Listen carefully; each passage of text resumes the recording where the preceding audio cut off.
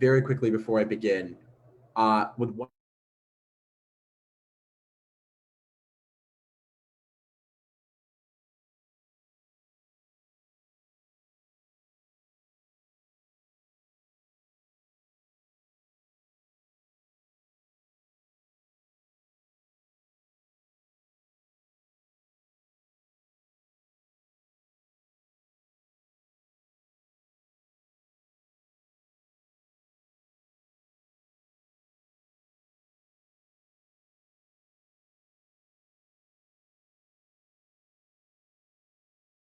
So kind. Simon.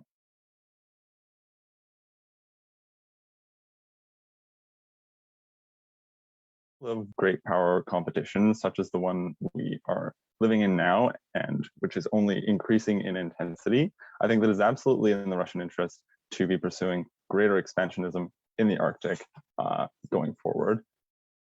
What we think this looks like, as mentioned in the info slide, is greater use of patrols, greater use of, probably also greater investment in like the Navy specifically, as opposed to other branches.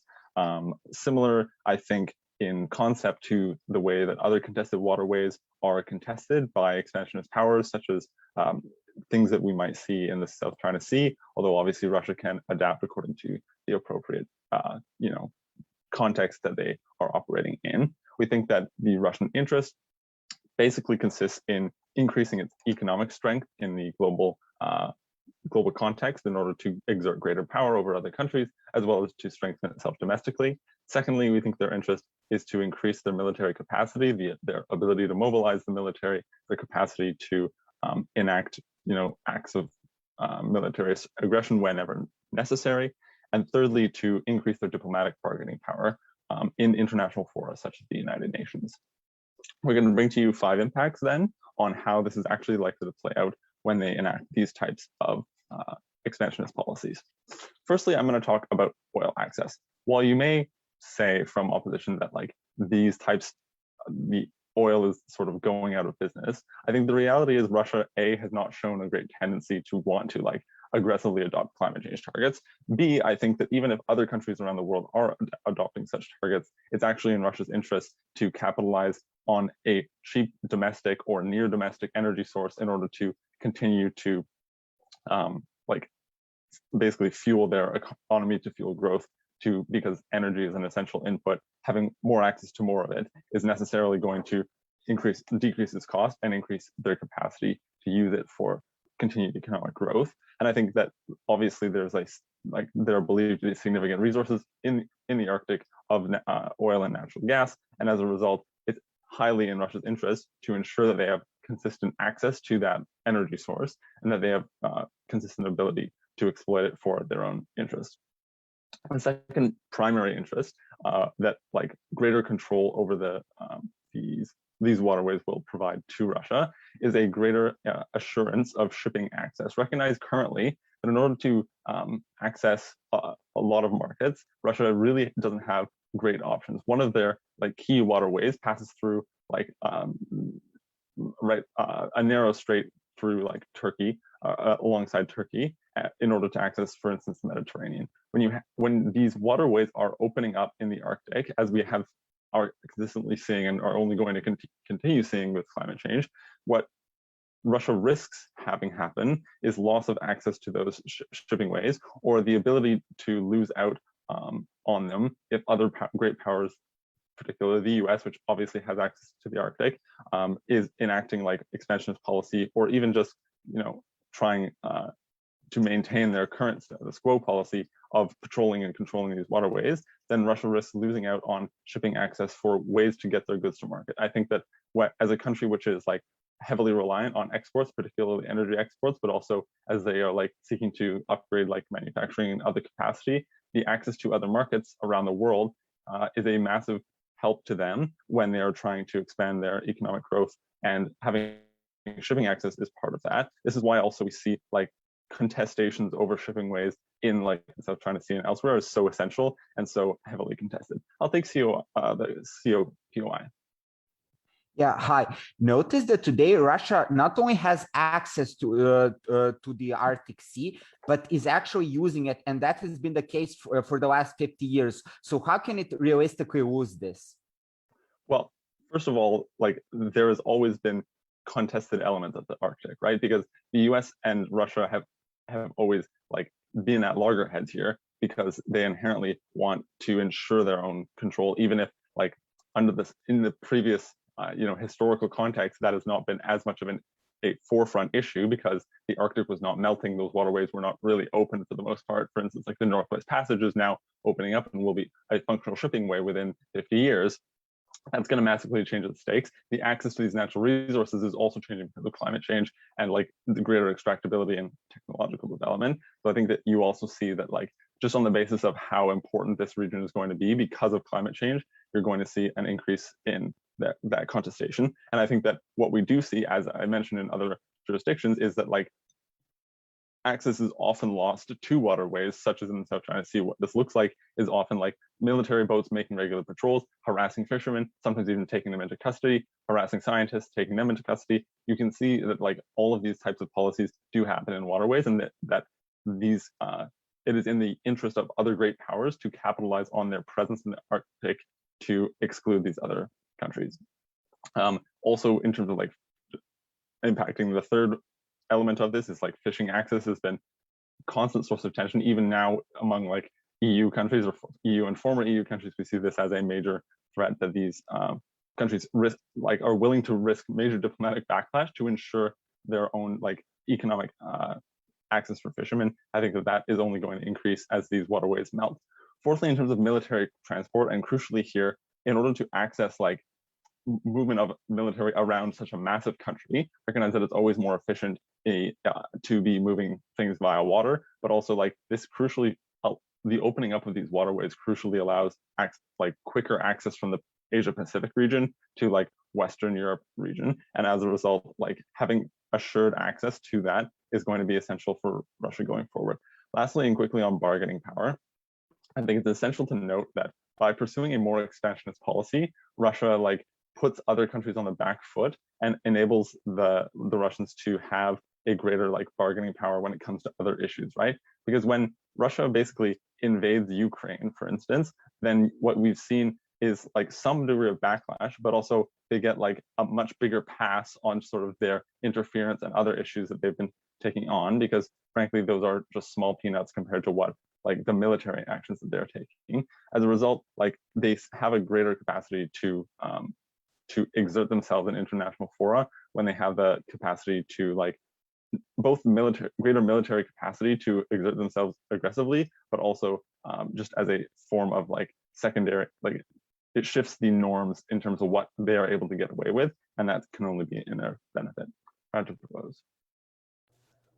Other than the Prime Minister, I invite the Leader of Opposition to open the case for side op. Hear, hear.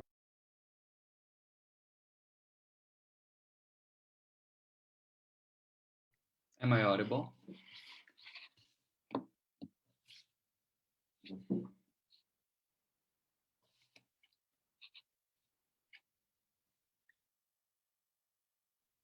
So I will start my speech in 3, 2, 1. So on the side of opening opposition, we are strongly against expansionist policy that Russia would be implementing in Arctic Ocean and Arctic region as proposed by the motion. So I will provide some unique arguments first, and I will be doing rebuttal in between and also at the end of my speech. So first of all, why do we do not believe that this is a good move from Russia, and why is this not in the interest of Russia? So first of all, what are some tangible benefits that occupation of this area might be having potentially? So first of all, we believe that natural resources are present there and that Russia could benefit from them. But first of all, we believe that this is not needed because there is a trend of focusing and developing sustainable and renewable sources of energy. So we believe that Russia should stop being so dependent on export of oil and gas and try to refocus its economy on more renewable sources of energy. But also, if the other side is still claiming that the oil is the most used source of energy, with which we agree, we are saying that the Russia itself, in its form and the land it has now, has enough reserves, has enough of capacity of oil and gas to profit of that and to satisfy the needs of international community.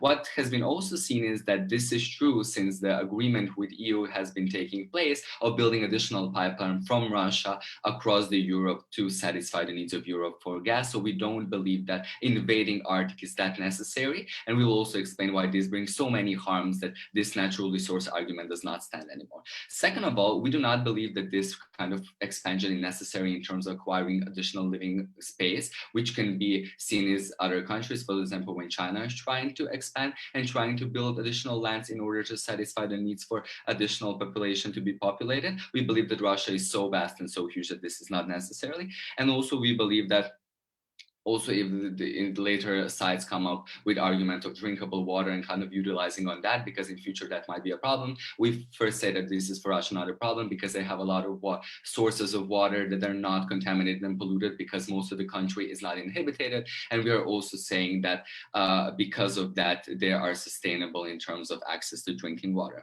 Second of all, we believe that because Russia is such a great country and because it has this negative international reputation of those expansionist policies, as mentioned, of invading Ukraine and of trying to be pushing down the democratic institution, we believe that this move will be seen by international community as very greedy, as very selfish move, trying to kind of build on this hegemonic tradition that Russia has been enforcing in the past years in international policy. So we believe that this retaliation that was downplayed by opening government is actually going to be much greater. So we have a couple of explanations for why. First of all, we believe that Arctica is a very sensitive region in nowadays because of emphasized importance of global warming and how Arctic region is the one to be preserved as it is the region that should be really left untouched. So we believe that when one country decides to invade that area and kind of try to take advantage of it, that other actors in the international community will react very passionately about that. Second of all, we believe that it's not about only countries in United Nations or the G7 countries that will be maybe a bit reluctant to send their military troops there and attack Russia directly, but we are saying that it's also about other countries such as China and other more hegemonic countries and less democratic countries that will see an opportunity to take part in this race too, because when one country, for example, Russia, tries to take those parts of Arctic Circle under its control, then other countries will be also kind of incentivized to do it because they will think that if Russia finds some benefits in this, those also countries will try to claim those benefits. So we are saying it's not that Russia will go there and suddenly have full control, but also other players will come in, and this can cause conflicts with countries with which historically Russia did not have major conflicts, such as China and other countries in global south. So we don't believe that this is a good strategy because it does not only further alienates Russia from other historically not most friendly countries in the West, but also from the countries like China.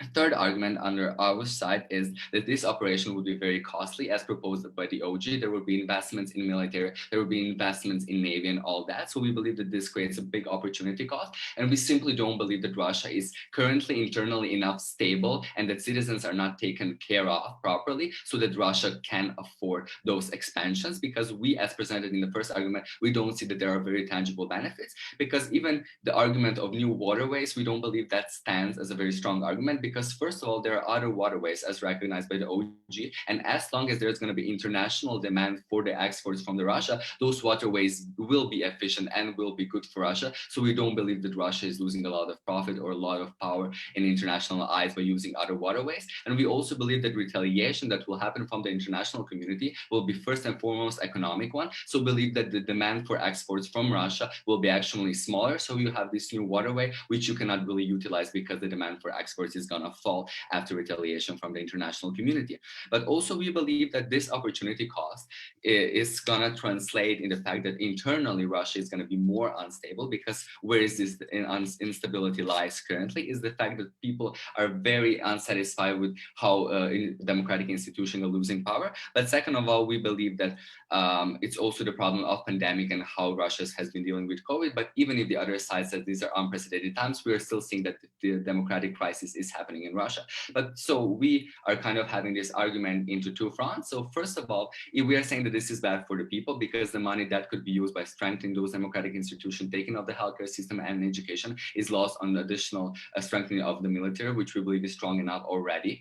But second of all, even if we're taking a more cynical approach and saying that Putin would never finance the strengthening of democratic institutions, we don't believe that spending money on Arctic Circle is the best way to follow those expansionist policies. So as mentioned by the OG, then we believe from a very cynical perspective, then it's better for Putin to occupy Ukraine and other bordering countries because they can have much more tangible economic benefits from those countries because they have already established routes of economic activity and development. So why we believe that this is a very bad thing. So I will summarize my speech. So first of all, we talked to you about how we do not see that there are any tangible benefits because the natural resource argument that we believe is the strongest one, we're just contesting this argument in entirety because we believe that Russia currently has enough of capacity of oil and gas to sustain the international demand. So we don't believe that such a harsh move is necessary. Then we talked about international backlash in the context of global warming. And also we believe that it's very hurtful because it opens a whole unoccupied area that was not divided between the lands. So other competitors such as China can step in. So we believe that this kind of actually downplays the position of Russia in terms of those international allies that it had in the past against the West. And also we are believing that from the Russian perspective, this brings a big opportunity cost or actually diminishes ability to finance other expansionist policies that have much more tangible economic benefits, such as invading Ukraine. Proud to oppose. I thank the Leader of Opposition. I invite the Deputy Prime Minister to continue the case for opening government. Hear, hear.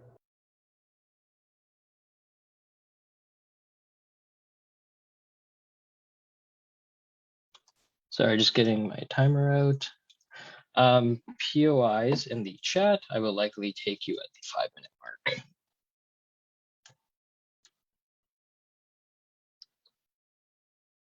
Okay. I will start my speech in 3, 2, 1. Okay, 3 points. Rebuilding on with these 3 points, I want to rebuild on all the things we got out of James, and I also want to respond implicitly to everything we got out of opposition. I will flag these specific areas in which I do that. Okay, so I think there are 3 main considerations here that really both characterize Russian interests, right, going forward, but also characterize why the Arctic region is uniquely beneficial towards accomplishing Russian interests, right?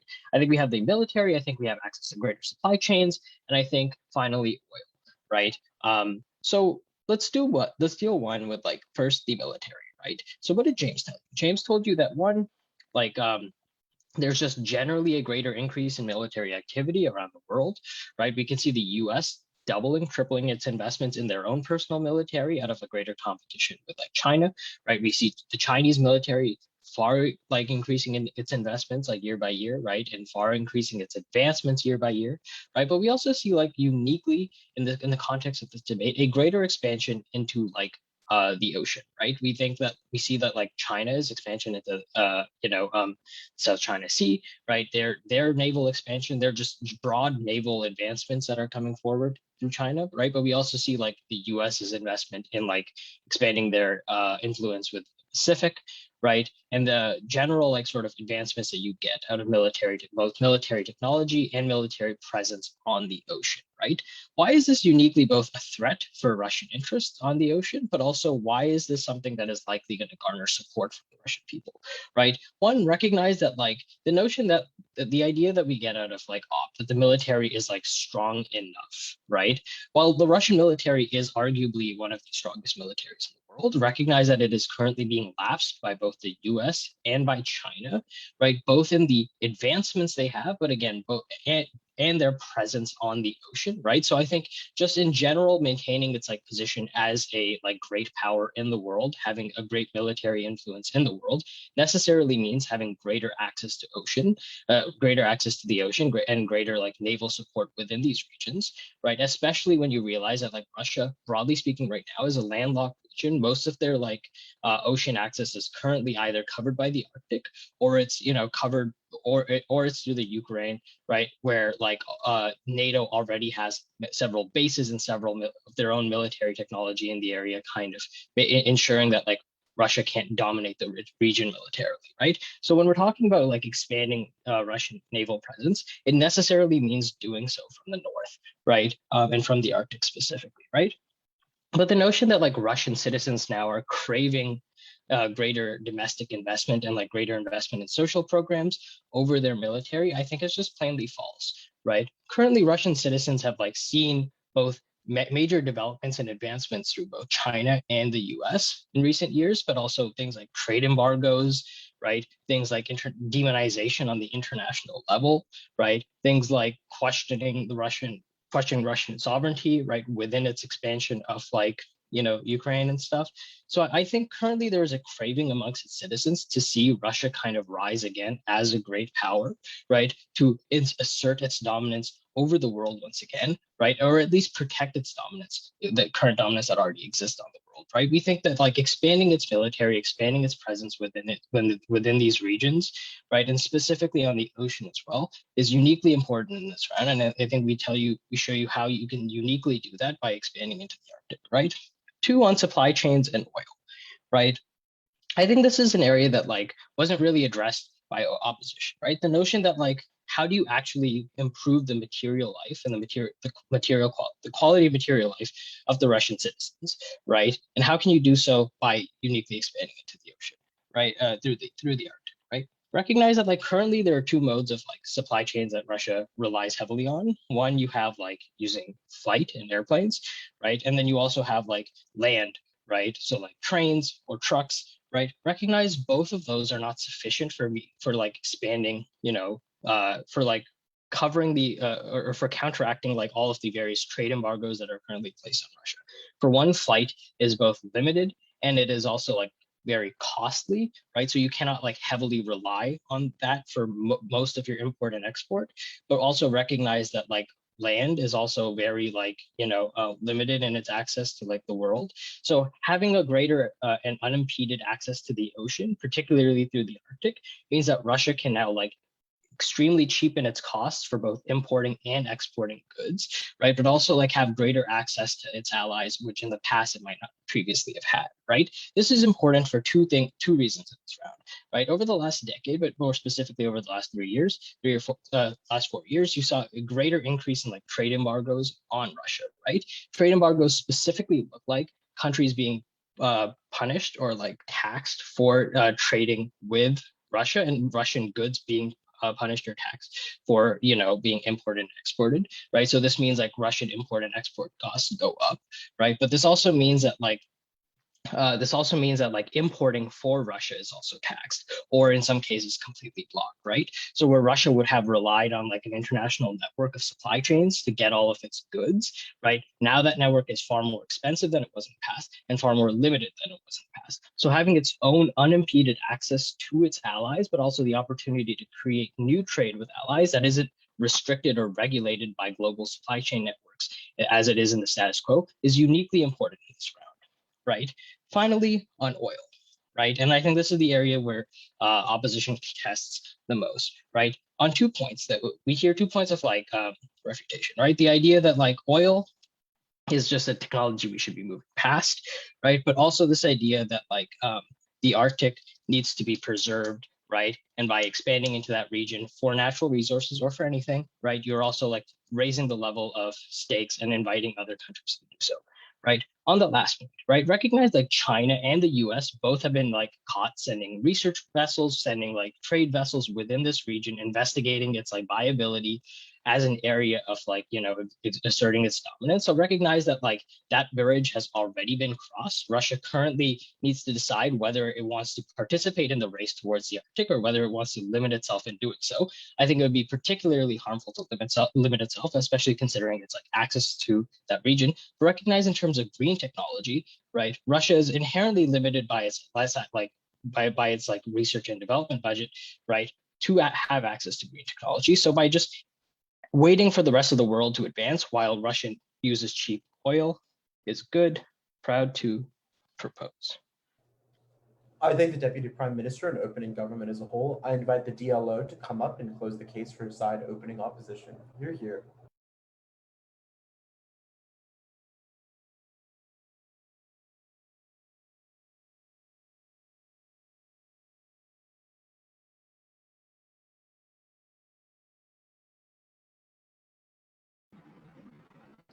I'll type your eyes in the chat. And starting my speech in 3, 2, 1.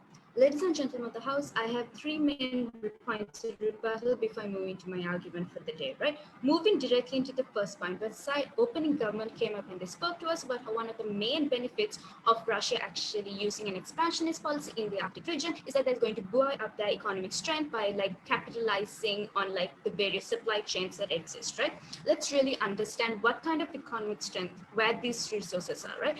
First, they spoke to us about oil. Secondly, they spoke to us about sea trade routes, right? When we spoke about oil, we already spoke to you about how Russia should actually look inwards and make sure that they utilize all the resources they have in a country where utilizing those resources won't actually cost them anything in terms of like the geopolitical stage, right? They didn't really address that point. In drawn with other parties around the globe, we spoke to you about the pipeline being set up by the EU. We only believe that those kinds of developments are going to be jeopardized if Russia is going to go and try and take over the Arctic, right?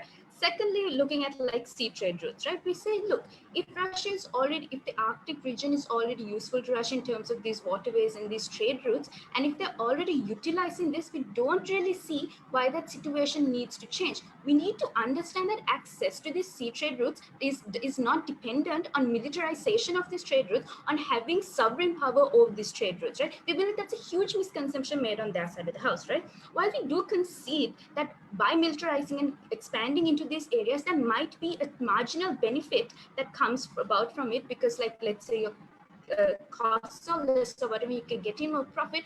We firmly believe on our side of the house that whatever that marginal benefit is will be short-lived, right? Why will it be short-lived? Because of the retaliation that will come from everyone else. Right now, Russia is able to utilize these trade routes because they're not militarizing it, because there is no show of strength of power of military, right? But once they actually do that, it's only logical that countries such as the USA will also feel compelled to do that, because they also can't afford to lose face, right? So we need to understand that what's happening right now is actually working well for Russia. We don't really see how it's going to be better on their side of the house.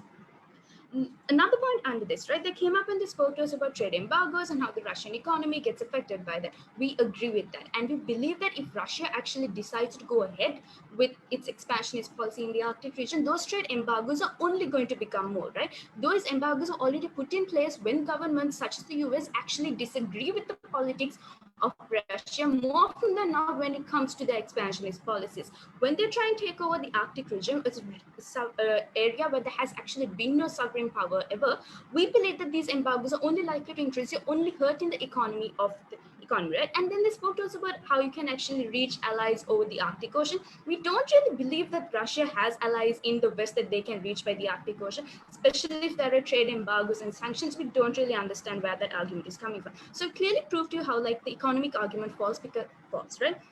Moving on to the next point, where they spoke to us about how it's important to increase military capacity.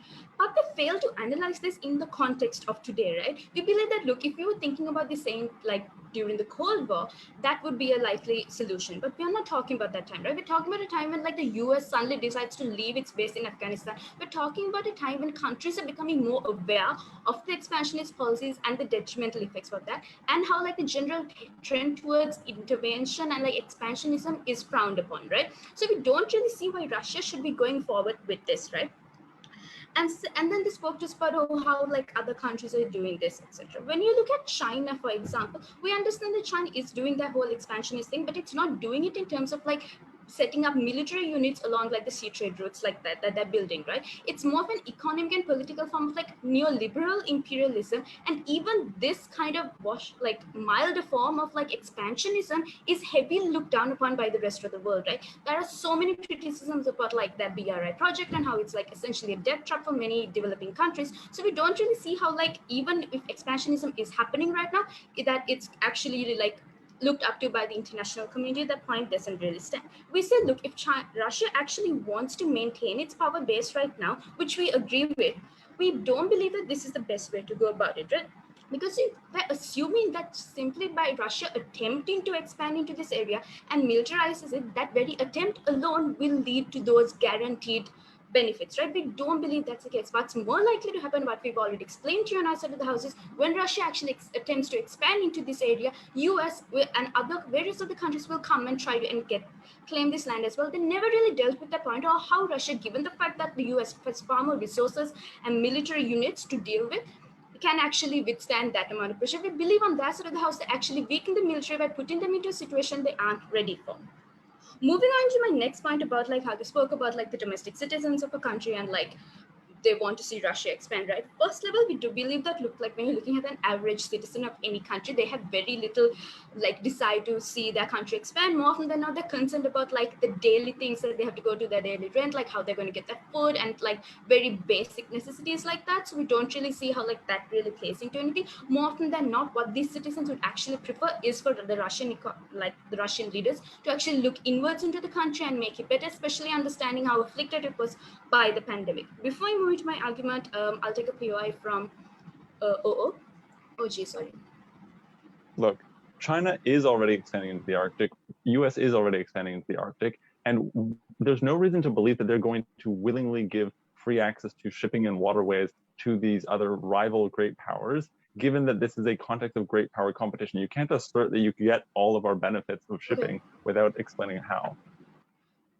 This point also relies on the fact that just like you all said, the Russian army is simply not ready to go into like say a full-scale war, whatever, with the US or with China, right? So we believe that what's happening right now is working for them. What's happening right now hasn't really restricted Russia's economy, and we don't see why that's so wrong. Moving on to why the Arctic specifically is so problematic right now, right? We need to understand the Arctic in two main ideas, right? Firstly, if you're looking at climate change and all, we understand that the Arctic region plays a really main role in terms of like say like being a habitat for polar bears, like in terms of like its ice shelves, in terms of like regulating ocean currents and etc. Right? Plays a very key role in trying to prevent the climate crisis. So when Russia actually tries to invade into this space, they're not going against one particular country, but rather what is considered to be a global resource, right? It's going against the entire international community. We don't really believe that Russia can actually handle that kind of pushback, especially given how more environmentally conscious the world is becoming. We also spoke about how like this isn't an area which is already had a sovereign power, right? It isn't an area that really belongs to him. So when Russia tries and goes to claim something that doesn't belong to everyone, but what everyone kind of believes to be their own, we believe that the pushback from this government, so the retaliation will only be so much greater, right? So because on our side of the house today, we prove to you why the benefits that they speak of can exist on our side of the house, but we prove to you why not expanding into the Arctic region is a better means for Russia. We urge you to oppose.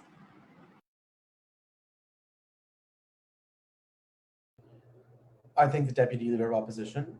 I invite the Member of Government to open the case for closing government. Hear, hear.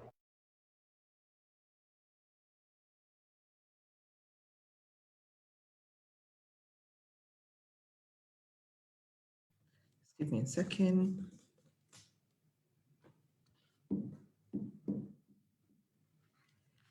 I'll take POIs by chat or by screen, just don't interrupt. Yeah.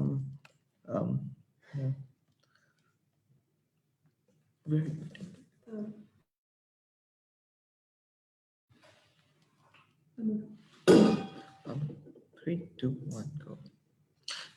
So I think Russia, first of all, I think we'll prove the likelihood from OG. I think OG does a lot of analysis about why this is in the interest of Russia to gain trade routes, etc. But it doesn't concretely prove why other countries will, instead of having backlash, will back down. I think we'll fill that gap. Note that how Russia has historically gained interest. I think it has scared countries into submission, much like China, for instance. Reading Crimea, it has scared Ukraine and other Eastern European countries for taking any kind of action against Russia. I think, note that Russia had this historical trend in itself. So before I move on with my case proper, let me do I have some extraneous rebuttals. I think OO says that US reducing its dependence and EU is reducing dependence on oil by making pipelines to other countries. That's literally the reason we need to make sure that we politically posture other countries like the EU to make sure that they do not stop trading with us, make sure they start buying oil with us. More on that later. So I think I'm going to call out OO for being contradictory. They say that the other countries will also come into the Arctic region and fight Russia on these grounds militaristically, but also that Russia will face massive international backlash for such a policy. I think both of these things cannot be true at the same time, because clearly these countries are seen as hypocritical, because if they do not like political expansionism in the first place, why will they do that themselves? I think OO needs to be clear on this. So moving on to my case proper. So what let me characterize to you the countries that we are antagonizing. antagonizing. So I think we are antagonizing Nordic Scandinavian countries. They want to save their own interests. They don't want their land to be taken away. I think they do not want to antagonize Russia. When it looks as warships and military building up, I think these countries generally do not have a strong military of own. I think they're likely to be scared. I think the Eastern European countries, they also have incentive. I think these countries have the ability to pressure the rest of EU and NATO to back down on antagonistic policies. I think invading Crimea and scaring Eastern European countries and the past trauma that exists, I think likely to make these countries to tell the EU to not continue antagonistic policies against Russia. I think what do we want was the problem. I think there's EU is trying to sweep away its dependence of oil on Russia. Know that oil is something that's significantly important for Russia, for its economy. I think one of the main things that Russia depends on oil. That means it needs EU to keep buying oil. First of all, let me deal with oil is not going anywhere, right? The market for oil, in fact, keeps on increasing as development continues to happen, infrastructure continues to develop. No one is shifting to renewable resources very soon. So I think EU, when it's trying to find alternative resources of oil so that it can back down from its dependence on Russia, I think we need to stop doing that. Secondly, I think these countries are also looking to sanction Russia, and we also need them from stop doing that. So why will this lead not to backlash, but rather what we want, political posturing? Why are we likely to win? I think Russian military is significantly trained in battling in the Cold, be it historically, for instance, the Napoleon War, or being how Napoleon lost or Hitler lost. I think how much military technology you have, how much advanced US military or literally any country's military is, I think it doesn't matter, because the significant ability of knowing how to fight in the cold, to be able to have the physical ability to be able to survive in sub-zero climates is something that's significantly more important, So why these countries won't be able to have another reason why these countries won't have backlash, because they do not have legal mechanisms to defend themselves. I think because international treaty or regarding Arctic is first of all vague, whereas Antarctica is very clear how their countries are supposed to like go there and be there. I think technically why being political expansionist, when you build an island there, I guess we build this island here, now this region is ours, we can keep our ships and our military here. I think you're not technically breaking the law. I think it's very difficult for these countries to justify any backlash against Russia. Then why? I think it's hypocrisy to call out a country when you yourself say that international law should be followed, and you're breaking international law for when you're calling Russia out for just following the law. I think secondly, I think you can't justify it in an international organization such as the UN or ICC or any court legally. You can't convince your own populations to do this, because you tell your populations you need to follow international law. Why is US unlikely to have backlash? Because I think internally people in the US, why they don't want US to become antagonistic. I think because Alaska has a lot of resources that exist within the US, and people in Alaska and other businessmen that exist probably want to protect those resources. Hence, they want to take something that is low risk. I think going on a full-on war with Russia or being political expansionist on Russia is significantly going to be more risky, because Russia can easily retaliate. That means these businessmen will probably lobby the US government to not be antagonistic against Russia or do any kinds of sanctions. And secondly, I think US also has a trend to become more protectionist. For instance, the war gave example of them leaving Afghanistan. That means they do not have an interest in doing wars with outside nations. That means US is unlikely to go and defeat Russia there. That means EU is left on its own probably. That means EU has to listen to the whims of what Russia is saying when it sees Russia being politically expansionist, giving it a fair warning to not stop its dependence on oil and not to sanction them. Before I move on, I'll take a POI from opening. So exporting gas and oil within existing Russian border has no harms for Russia. Give one single evidence that Russia is running out of these natural resources and consider its vast size. No, Russia is not running out of natural resources. It's just that EU no longer wants to buy these natural resources and want to force them to buy these natural resources.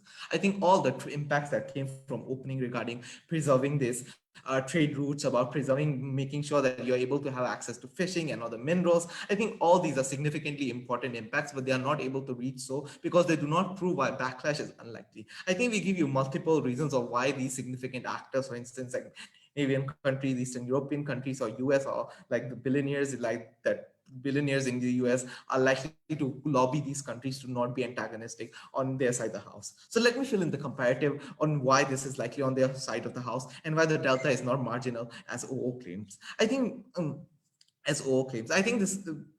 I mean, it is because there's a significant threat that is happening currently if we do not go political expansionist. Because Russia has been silent for a while long, that means EU has seen, because EU is already trying to shift its oil dependence on Russia. I think they're already trying to sanction Russia in many other ways, and they haven't seen a political or militaristic retaliation by Russia. This means they think that they can get away by doing this, and Russia won't retaliate in a harsh manner because they haven't seen a retaliation yet. I think these significant harms to Russia are something that are existent in status quo that needs to be dealt with. Hence, the delta, as OO claims, is not small, for the reasons that prove the likelihood of not having retaliation, but rather than submission by other countries. Never been prouder to propose.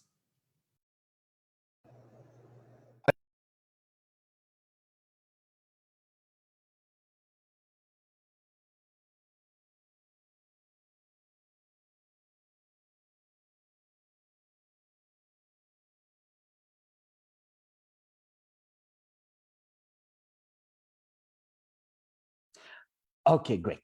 Let's begin. So the first thing I want to point out is how does actually like owning the sea works. Like countries, when they have the right to like exploit resources, put their troops there and so on, they have these exclusive economic zones that go from the point of their actual border or from the point of islands they own.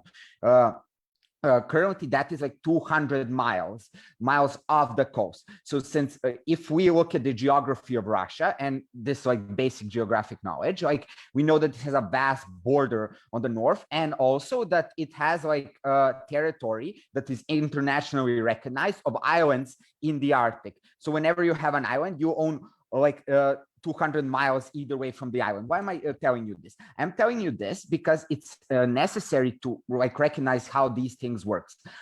Russia currently, and not only Russia, like the Soviet Union before it, has bases in the Arctic. So we are not actually comparing zero Russian presence in the Arctic to Russian presence in the Arctic. We are actually talking about significantly increasing it.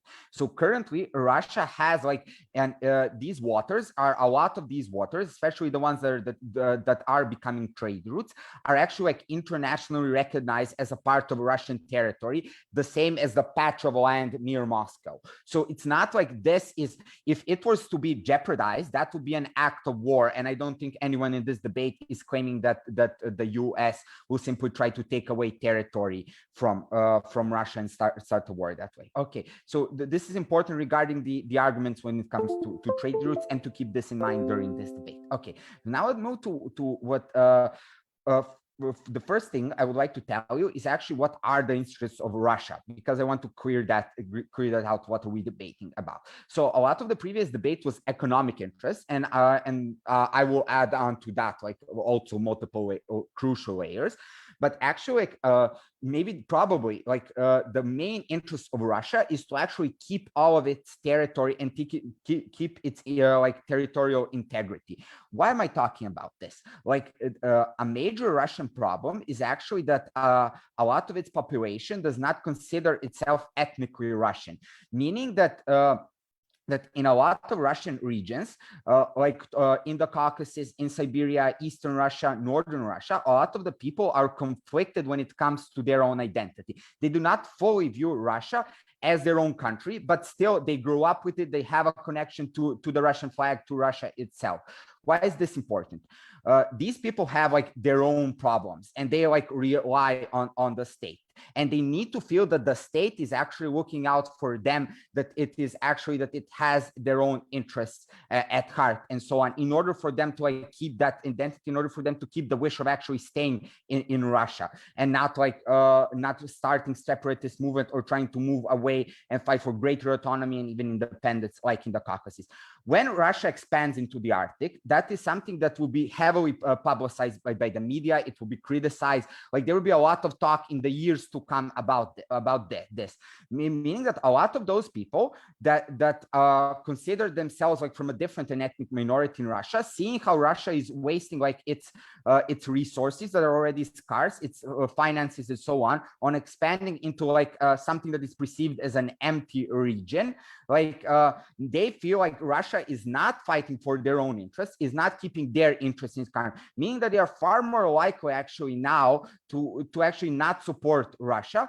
Maybe I'm not going to claim that Russia will fall apart or something like that, but I'm claiming that there's going to be a lot more instability with its regions that actually have like tendencies to have separate movements and so on, meaning that they will fight for greater autonomy. In the long run, this will like distance themselves more for Russia. It will be harder for Russia to actually go through with centrally planned policies and so on, and it will distance these reasons. Why is this like very different from what OO tells you? OO tells you like Russians want democracy and a better economy, and yes, I agree. But what I tell you is that still like Russians like in Moscow and so on, they will support, they will feel themselves as Russian, and they will not like, there will be no threat to Russia as a country. But the people on the outskirts, the people living in Siberia and so on, that have like, that are questioning their Russian identity, are the ones that will like move away from viewing Russia as their own country.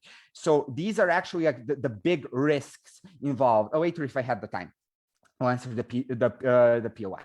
Okay, meaning that we are actually by spending our scarce resources into something that is seen as expansion, not defense, we are actually losing out on like integrating these people and so on, now that resources are scarce. Okay, so that's like, well, one point. The second point is the economic point. Like opening a position makes a good point about how this way you're gonna lose out on the deals you have.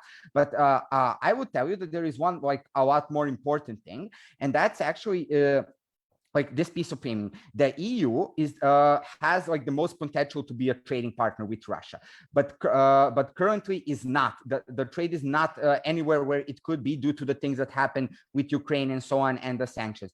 I tell you that if we back away from expansionist policies, like we have, like us meaning Russia, like Russia did like after Ukraine, like backing down and not like doing these sort of things, we actually have the potential to like significantly increase our trade, because there are a lot of incentives for the EU to do trade with us. Like, yes, there are cheaper resources because it's easier to ship them from Russia than from South America and so on. Like, also there is possibility of investments. There is an educated workforce that you can invest in Russia with low wages and so on.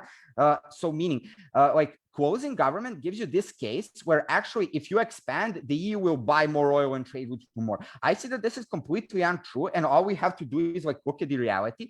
After the crisis in Ukraine, when Russia was expansionist, like trade with the EU dropped significantly. There were embargoes, there was so on. When you're pressuring countries, when they feel threatened, it is extremely difficult for their politicians to actually justify making trade deals, working with you, and so on, because it's completely unpopular. It's unpopular in Eastern Europe for politicians to make deals with Russia, in the Baltic states, so on, in Scandinavia also. Meaning that when you're expansion, it's a lot harder to actually make these sort of deals. And this is where we clash. And we believe that this framing is a lot more realistic if we look at what has happened in the past, like after 2014 and Crimea. That's why in the next 5 to 6 years, Russia was not expanding. Russia was trying to rebuild their relationships in hopes of increasing trade and increasing their economy. Thank you.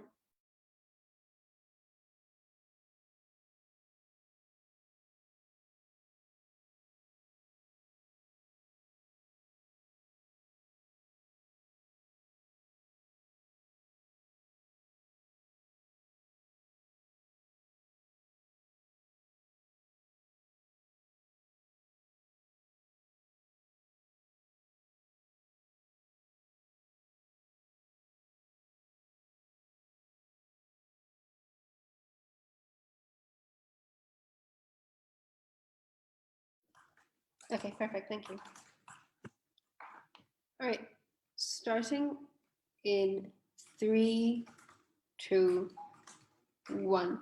I'm going to take out CO first and then deal with some mechanisms coming out of OO, after which I'll tell you why we do better than OG, right? Recognize that the analysis that and the characterization that like actually Russia has multiple islands in the Arctic and then they can build islands 200 miles off the coast of those islands is actually fairly beneficial to us, because it does prove that there's then more so a limited legal mechanism for countries to say that what Russia is doing is wrong or politically expansionist, because that is then waters that you actually own and can do things in. So like, thank you for the like lesson, but I think that helps our characterization far more. right? Then I'm going to deal with both extensions coming out of CO. The first extension we get is the idea that like you must keep your territory's integrity, you must maintain sovereignty. First thing I want to say, it's really hard to triangulate the interests of the average Siberian person who lives in the Arctic region of Russia, and it's really difficult to say that this is what they want and they like feel like there's not enough development in the area. Second rebuttal to this is the fact that like dissent in Russia is difficult to mechanize because like there is this like there is immense state propaganda that makes people like love their country, that tells them that like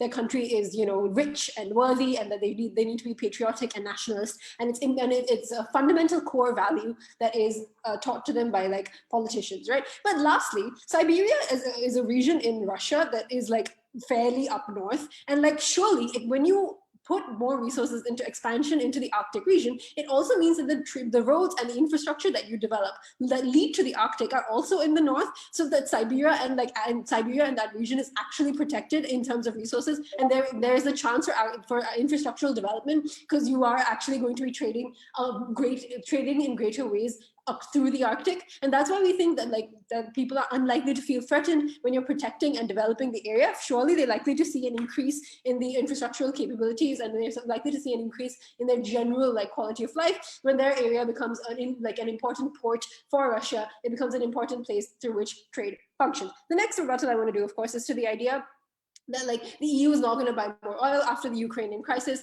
There were significant embargoes, and it's unpopular to make deals with Russia and the Baltic states and Scandinavia. I think the fact is like that these countries are significantly smaller in terms of the size of their economy, they're significantly smaller in terms of the size of their military. And I think politicians can and do justify this by saying that they need to listen to Russia because Russia is threatening these countries. And we think that like people generally are like, if we're talking about just people on the ground, are unaware of foreign policy because it doesn't directly affect their lives. And politicians are likely to do, of course, what buys them like the most like votability. And so I think that like in terms of the electability, there's limited impact, but also politicians have reason to give in and try and trade with countries that show greater military might, greater political posturing than them. And of course, like even if it's true that like the EU is antithetical to Russia, I recognize that like the Scandinavian states are probably a good entry point and a good port into Russia for Russia into the EU, because they are countries that like need the oil that Russia is providing and also like tend to function off of that, tend to build their industries off of that, and like generally a place that Russia has not pissed off, right? Like if you talk about like Crimea in the Ukraine, like people largely consider that to be a success for Russia because Russia has been able to like essentially annex the region, and people within Russia consider that to be a great success. So then even like Putin himself calls it a great success. So it's very likely that that is in fact in Russian interest.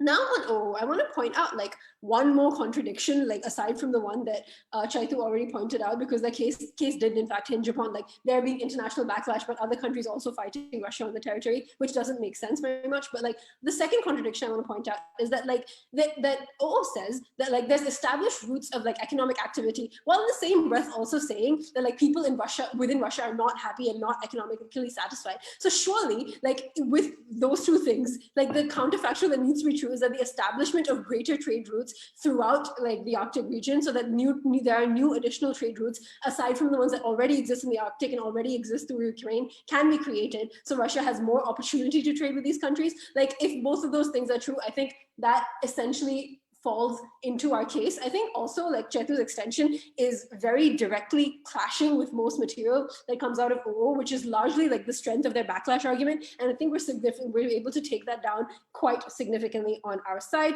But before I move on, I'll give them a chance to defend themselves. OO? So first of all, we are saying that the people in Russia are also politically unsatisfied, not just economically, but second of all, can you name one ally Russia can uniquely access to Arctic Ocean? And EU is not one of them on your side of the house, as you were explaining. One ally they can uniquely access through Arctic Ocean. I think this is like, okay, sure. I think they can definitely access like any of Norway or Sweden. I don't know why they're out of this debate. It's not like you proved they were out of this debate. But also like Alaska is in the Arctic Ocean. And also as CO pointed out, like a lot of Russian territory is also in the Arctic Ocean. So it is a legitimate strategy. And also like the engagement from Chaitu's analysis specifically with the backlash argument, as well as the argument that like other countries are going to create other countries are like more likely to not defer to Russia was taken down by Chetu, pointing out the lack of legal mechanisms as well, which takes out the most strong pushes coming from right? The last thing that I want to talk about is why we take it over OG, and I have like 3 broad things I want to say here. So firstly, I think OG doesn't really solve the problem OO sets up, like because they continue to focus on like the waterways that exist, and both OO and CO say that those already exist. So OG doesn't really take the full burden of pointing out that there's an increase in your political expansionism into the region, whereas we do. And also, of course, we provide the actual mechanistic analysis required to prove why that backlash is going to be less. So in terms of legal mechanisms and why it can't be taken to the ICC.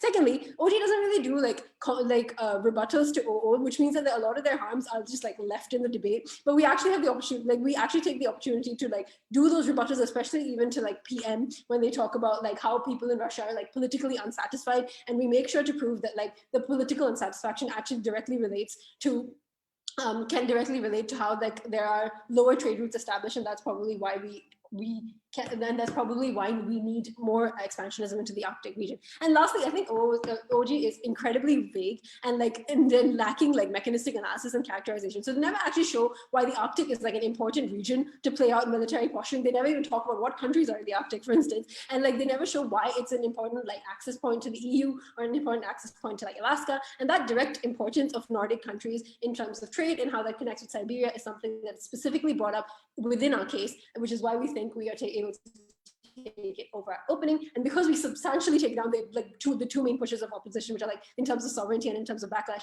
we think we take the debate. We are proud to propose. I think the government whip.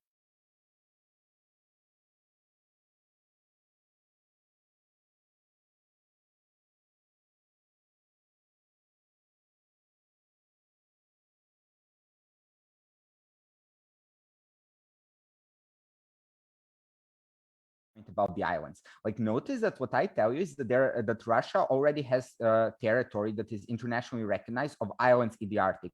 Not that they will use those, or that they definitely should use those islands to build other islands. My point is that already a lot of these waterways, the majority near Russia and a lot farther from Russia, on their side of the Arctic, is already internationally recognized as a part of Russian territory. Okay, so that's one geographic point. The second geographic point is that they use the Arctic, that Russia can use the Arctic to access trade to Europe. Like, first, their trade with the Arctic is not threatened. Secondly, they can use the Baltic Sea, which is a lot closer, cheaper, and easier to access through infrastructure to trade with Europe. Okay, then they tell you, like, their second response to our case is that we are not sure what the average citizen of Siberia actually wants, and that there is propaganda in Russia. First, on the propaganda in Russia point, yes, this is true, and but the thing is that not everyone in Russia actually considers themselves ethnically Russian. So there is this clash of whether Russia is their own country or is not. And notice that when you don't have like an ethnic tie to the country, you can still like be loyal to it and be a citizen and not want to separate if you have an economic tie to the country. So what I tell you is the one thing that we definitely know is that the average citizen of whether it is Chechnya or Siberia, or whether it is in the Caucasus or near Vladivostok, actually the average citizen that does not consider themselves Russian still wants like access to better paying jobs, health, education, all the things that actually require resources. And after the collapse of the Russian currency after Crimea, like, resources have been scarce in Russia, meaning that these people feel that the country should be doing more, or at least should be doing the best that it can. And when these people are seeing on the TV every day how Russia is expanding into the Arctic, how it's being criticized for that, and so on, then they feel that the Russian interests are not their own interests. Like, there are other response to this as well. So Siberia is in the Arctic. Like, the populations in Siberia are so far from the Arctic, they're the same as as Istanbul to Berlin. So it's not that those projects will affect their everyday lives, and still there are many other regions in Russia where this implies. So what we give you by this point, and why this point is the most important thing in this debate, is that actually this will harm national unity, which is necessary in Russia. All the other economic points and so on, they have like dozens of factors that influence them, dozens of of factors influence the trade with the EU and so on. But when the unity point, we can uniquely use this by actually stretching our focus on so on. Like, and from closing government, their other point is actually that the EU is still gonna buy now buy more oil. This was like in the past, this has proven to be completely the opposite. But also notice that you don't only need to convince like Eastern European countries. Even if you buy, I don't see why, but even if you buy into this idea that Eastern European and Scandinavian countries will feel pressured, you still need to like influence like Southern European countries, Germany and France that have a lot of influence, countries of the Benelux and so on. Meaning that it's extremely hard to actually do this. And of course, it's very unpopular because if Russia is seen as a tyrant, as an expansionist power, you as a politician, you don't want to be actually promoting trade deals with Russia. No politician wants, especially when they're coming from like weaker countries, they don't want to be perceived as weak from their own population. So if you're like living in Estonia, it's not actually popular to be good with Putin. Okay.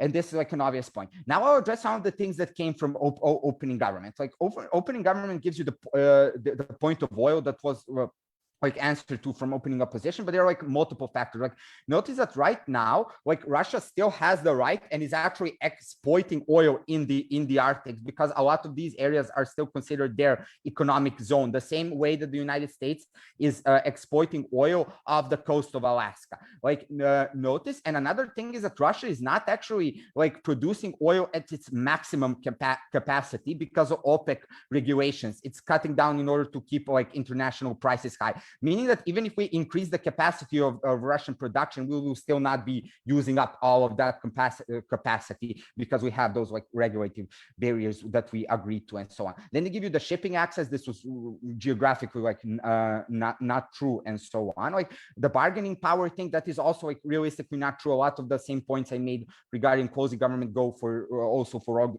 opening government. Like if you're seen as an aggressor, it's going to be actually harder for you to bargain. Like after Crimea, Russia lost most of its like trade with its main partner like in Europe and so on. This was not actually a win for the Russian economy. It was definitely not a win for their currency. So, and they make like one more point, like how we need to advance the Russian military. Notice that they give you the problem with the Russian military that it's not advanced enough. There needs technology and so on. Like if we have like finite resources in the military budget, if we overextend it by supporting and maintaining bases in the Arctic, we'll actually have less resources, less money to actually modernize our military and invest into research. I will take opening government. International law is not going to protect Russia from great power competition when China is already interfering off the coast of the Philippines and Vietnam and never protected Iraq from US invasion. Okay, thank you. The thing is that the difference between Russia and the Philippines is that Russia still has like a massive army, is strategically very important, and has like arguably the first or perhaps the second largest arsenal of nuclear weapons, meaning that you cannot come and take Russian territory simply as you could with like countries in the South China Sea. And even when China does it in the South China Sea, it is like rarely successful. Okay, so this will simply not happen. The United States cannot do this. This will be like this will be going towards like a full-on war. So like not really realistic at all. Okay, so the reason why we go over opening opposition is that they make some economic points and they tell you that the average citizen Russian wants a better democracy and so on and so, but we tell you that that our interest is not necessary for every citizen to be satisfied, but actually to keep the interests of Russia, meaning that we want to keep its stability and like territorial integrity. Meaning we tell you why the unique stakeholders, like the unique people that are important and affected, are the people that do not consider themselves Russian and are the majority in these like critical regions in Russia. That's one point. And we also give you like the possibility why when you cool down, you can actually increase your trade capacity and so on with Europe. Okay, and with that I end my speech. Thank you.